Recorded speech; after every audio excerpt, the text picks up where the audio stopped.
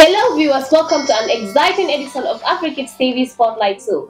My name is Mariama Kamara, your host. This show is designed to help children learn about different job and career options available in the world of work. On our today's Spotlight Show, we have an inspiring and vibrant young man who rise from a humble beginning to work in the Gambia Red Cross as migration protection focal point. That is to assist and protect the most vulnerable migrants in the Gambia. So viewers, without wasting much time, let's welcome Mr. Chune to tell us more about himself and his work. Welcome, Mr. Chune. Yeah, thank you, Mariama. So Mr. Chune, tell us more about yourself. Yeah, Mariama, thank you very much for having me. And like you said, there's nothing much about me. I am like any ordinary Gambian, born and raised in Bundung. At some point we transferred to Sinchu in a humble home and struggling to be going to the normal schooling system, attending Latir Kunda and Olindum lower basic schools, and proceeding to Banjulending upper basic school, then Amitage Senior Secondary School, where I completed my secondary education. I then studied banking and finance with the Institute of Bankers in the Gambia, which I could not complete due to financial reasons. I then quit and then studied journalism with a scholarship from YEP. I studied journalism and then started work with I studied journalism at Insight Training Center. Actually, it was a certificate course. So after completion, I had an attachment at Taranga FM. I also started work with St. Bian's VIP magazine. It's an online TV. I worked briefly, but probably that was not my area. I had a lot of passion for banking.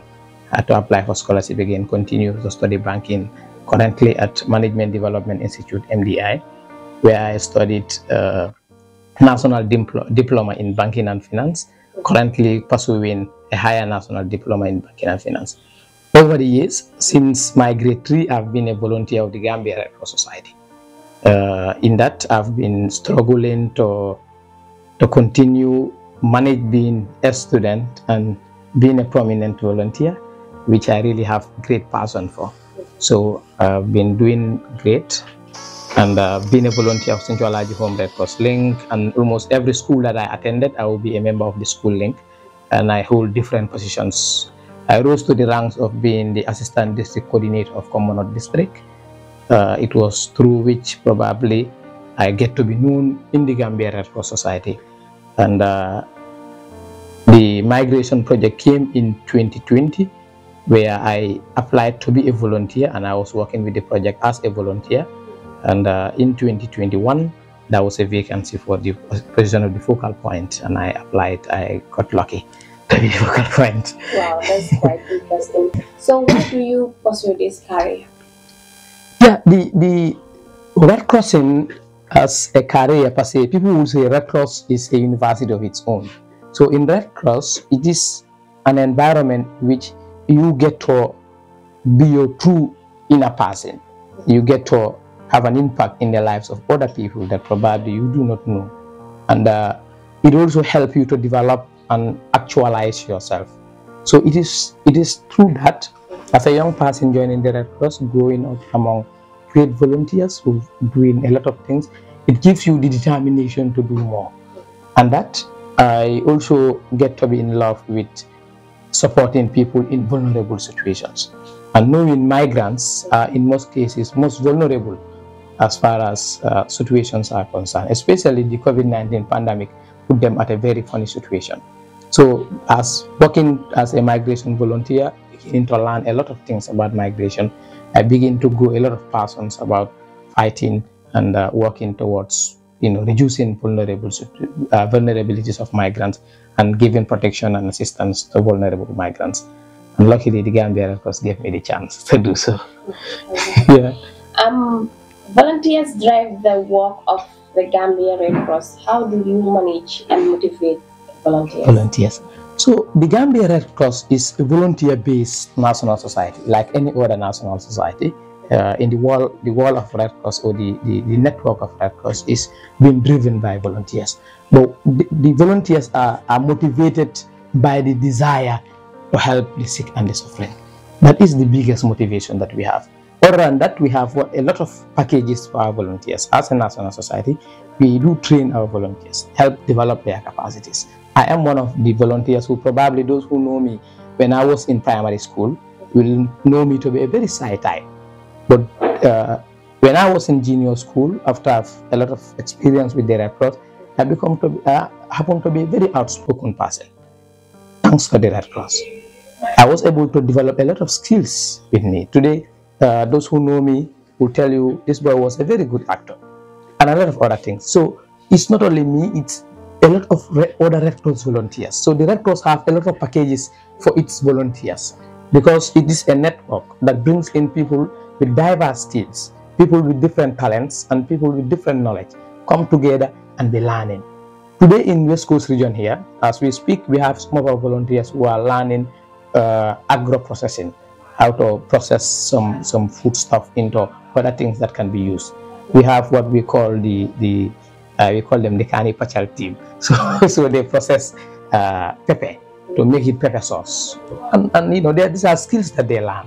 A lot of other skills our volunteers learn, apart from the life-saving skills that we learn in order to make sure our people are safe whenever and wherever we are needed. Yeah, these are what motivates us. Employees of the Gambia Red Cross often work for weekends and non-other standard work hours for special events and emergencies. Are you available to work all of these working hours? Yeah, this is a very interesting question. So for us in the Red Cross, I can remember my mentor used to say, we don't know weekends. We know that any day, at any hour, somebody is in need of support. So because we are there to respond to vulnerabilities, we probably will not have working hours and working days. So we are always, personally, I am available because I've seen people being available, and I'm motivated to be available during odd times. We respond. For example, our project, we work to assist vulnerable migrants. There was this particular Tabaski. This is the feast that everybody will be at home. When we were at home while the ram was being slaughtered, we were called that there are migrants at Panje, that we should go and support them. And we have to go. And that is where we spend the 3 days. Can you imagine? 3 Tabaski days. Yeah, so but this is something that we willingly do, because we are helping people in vulnerable situations. Probably those people wanted to spend those feast moments with their families, but circumstances put them there. So we probably have the chance to support them. We show them kindness. And that is why this year our theme for a celebration is Be Humankind. Yeah. Amazing. How do you describe your working skills? Personally, I have a principle of work to finish. That is how I call myself. You know, people call me, or I call myself the small boy with his own principles. So I have principles, but one of them is work to finish. So for me, I always want to make sure the work is done. So we don't rest because we are tired. We rest because we are done. So that is my spirit of working, where I always want to make sure I have a very open-minded system. I interact with people and then learn from them and welcome ideas. So that is to say, whenever we are with the volunteers in the field, they are in charge and they tell us the right thing to be done, and we coordinate and things are done.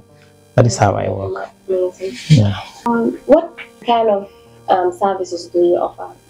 Yeah, so the migration project, we offer a lot of services. Among them is health service. We have one of the services we offer is health support and first aid to vulnerable migrants and also members of the host population. So if you are a migrant in transit, a returnee, or a member of a vulnerable member, for clarity, a very vulnerable member, so that it will not be anybody that will come to say I am sick and so on. A very vulnerable member of the host population, whenever they are sick and we are contacted, we always try to help them to access to health free of charge. We will make sure they have access to health by providing transport for them to reach to the hospital. We also help them if there is pharmaceutical fees that they need to pay. and they could not pay, we will help them to make sure we cover those costs.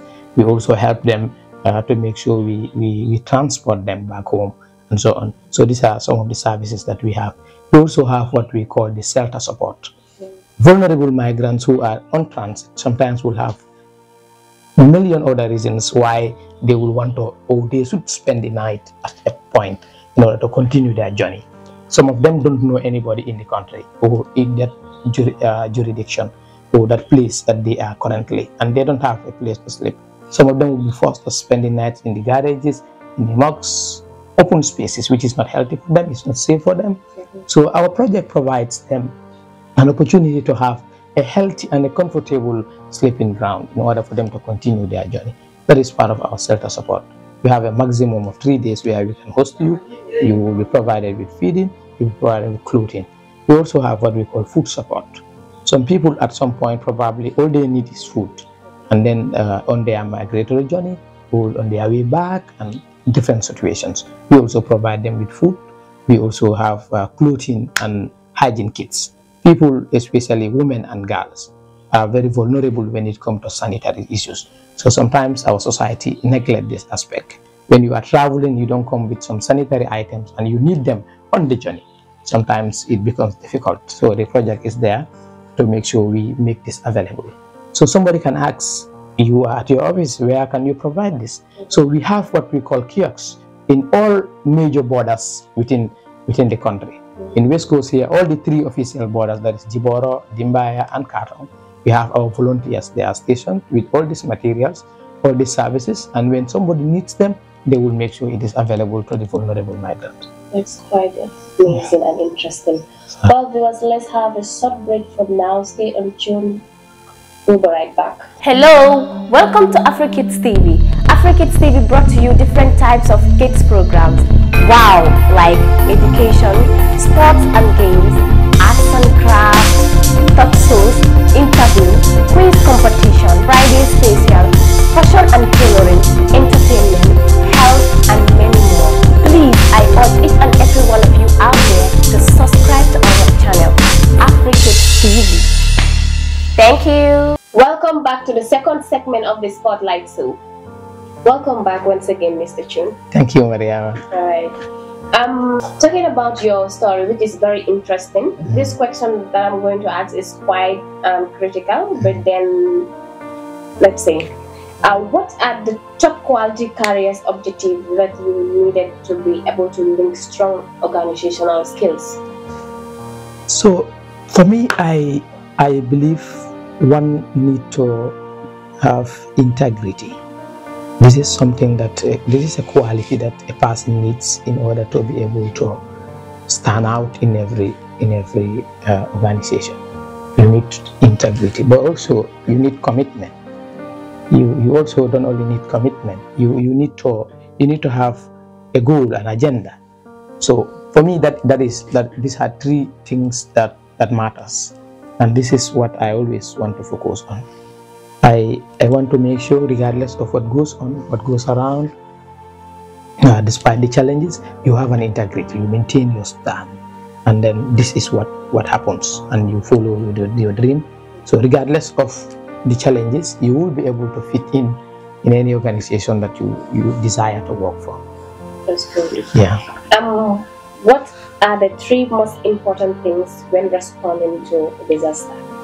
Yeah, so when responding to disaster, the disaster specialist will always say preparedness. You cannot just go because there is a disaster and go. You need to be prepared. So preparedness is the most important thing that one can do. And then when you are going, knowledge of the response that you are going for. Like for instance, what type of disaster you are going to respond. So that also will inform whatsoever action you will take. So that will also be a second important thing. And then your skills. So these 3 things will give you the better response. That is why our volunteers are well trained in order to be able to respond to disasters. They have the skills, they have the level of preparedness. That is why we have what we call a whole department that is a disaster preparedness, disaster management and preparedness department. And that is why there is always level of preparedness in the Gambia Red Cross whenever disasters strike. Our volunteers are trained. We have our volunteers in every community. We will have information, the right information before responding to the ground. So these three factors makes us able to give a very good response in any time disaster strike. That's quite very nice. Yeah. What are some of the issues that occur when responding to a disaster or collaborating with others? Yeah, a lot of things can happen. Basically, the major thing is at some point we have difficulty to identify different roles. So people in the community find it difficult to differentiate the role of the government and the role of independent national societies like the Red Cross. These are some of the challenges we have. Because sometimes we respond to a disaster and people will misunderstood some of your roles and then think some certain other things are your roles when they are actually not your role. So sometimes these are issues that may rise in. Other issues that may rise in is the fact that there is parallel work. In the Gambia, everybody wants to be the man in charge. Everybody wants to be the person doing this and that. So then there is no synergy in collaboration in most cases. I know now recently things are going very fine. People are collaborating. So if I am responding to a flood victim, for example, let's take for example the recent flood. If 20 homes are affected and then Ibrahima is responding and supporting 5, Mariama want to support but don't want to consult Ibrahima, she will probably go and support the same 5 that Ibrahima supported, and there are other 15 people who were also affected and they will not have support. So probably these are some issues that always come up during responding to disasters, the problems of collaboration and issues of misunderstanding of different roles of different stakeholders.